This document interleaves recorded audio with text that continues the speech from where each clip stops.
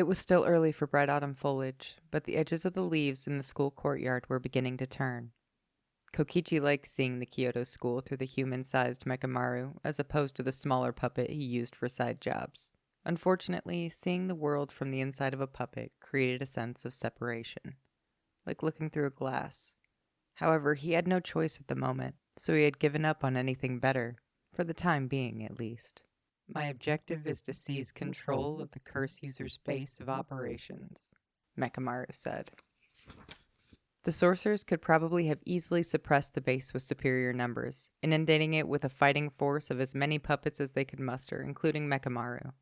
However, the spares registered at Jujutsu High were active as informers, so they needed to remain secret.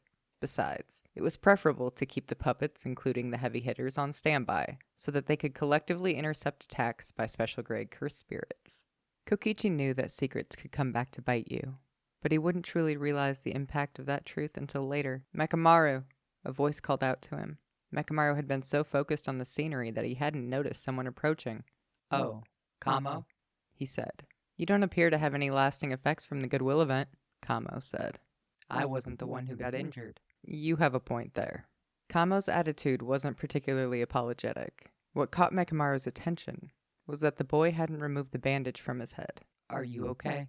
he asked. "No worries," Kamo replied. "It's not so bad that I can't walk around." Mekamaru was unable to brush off Kamo's reply with small talk.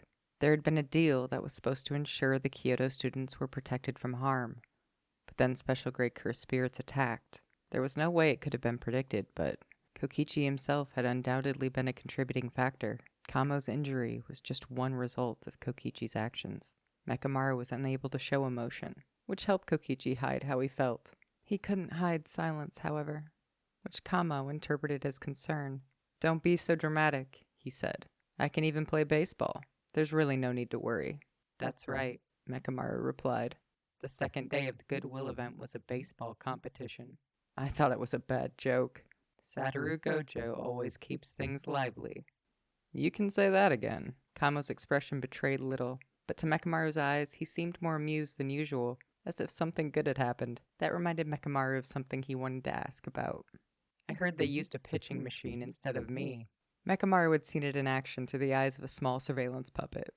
He'd raised the topic because he felt sad at having been unable to participate openly. He had wanted to feel as if at least a shadow of himself was present at the boisterous school event, but Kamo was silent and looked uncomfortable. I wasn't being critical," Mekamaru added. "Iori-sensei said that if we were gonna do it, we should use our best lineup and aim for victory," Kamo replied. "She gets a little strange when it comes to sports and Satoru Gojo." "Yeah, she's like that."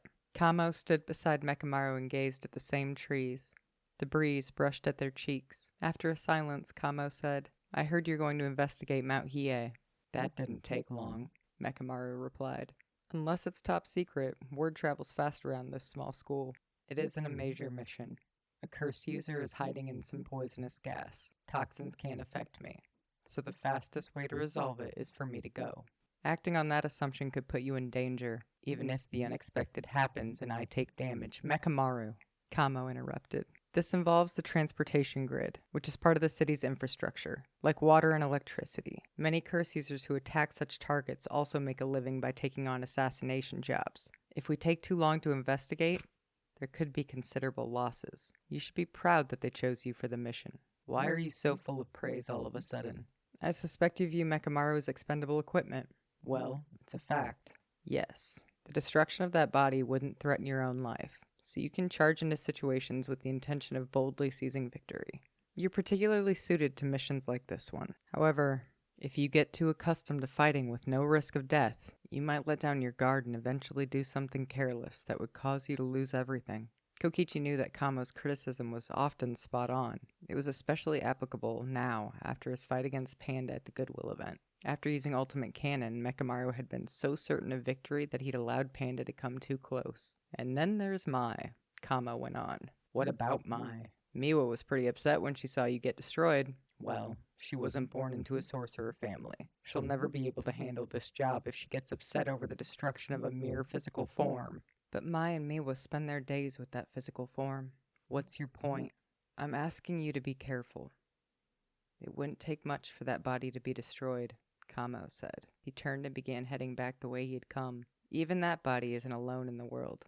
Kokichi couldn't see Kamo's face as he walked away. He felt like calling out to Kamo, but he couldn't find the right words to express the feelings arising within him. They got all tangled up, and then they disappeared.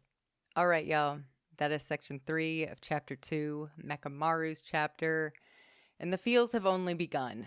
This is the beginning of the feels.